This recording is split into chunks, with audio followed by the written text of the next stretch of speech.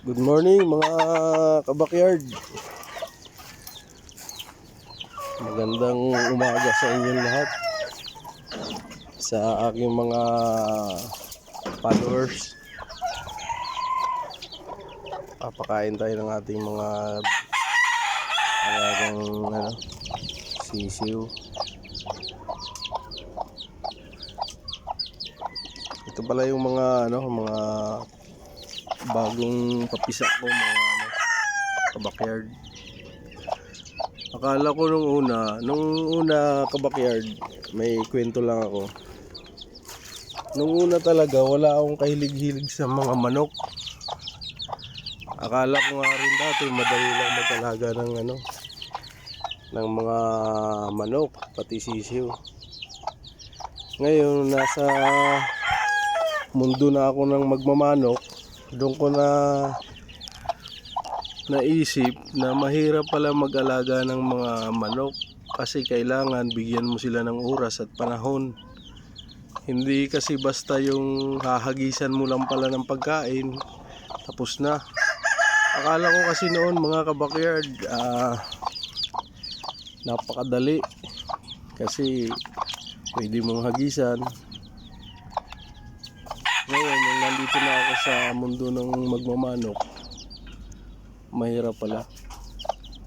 Kailangan may oras ka, kailangan may vitamin sila para maiwasan ang magkasakit kasi napakahirap din na nandyan na yan, namisa na bago hindi mo rin naalagaan. Hindi, sayang lang yung mga binread din. Kaya pala naisip ko yung mga ibang magmamanok, bumibili na lang sila para nga naman hindi na mahirap mag-alaga. Kasi sa mga nag-breed pala mga kabakyard, mahirap din sa sitwasyon nila kasi nga ilang taon pa igugugol bago lumaki yung mga sisiw. Bago isa pa, pag minalas-malas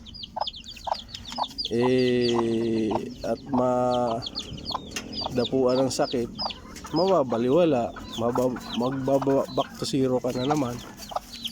Yun ang kaibahan pala sa bumili ka ng manok na madalian kaysa sa nagbi-breed. Dahil yung pagbi-breed, mahabang panahon yung gugugulin mo. Kailangan may oras ka sa mga alaga mong manok. Kailangan mababantayan mo sila kasi nga minsan mayroong mga sa tulad nating magbabakyard, hindi maiwasan yan yung may mga pumupuntang hayop na iba, yung pusa o kaya daga. Ayan ang gusto ng mga daga at pusa, yung mga sisiw. Kaya kailangan talaga may bantay.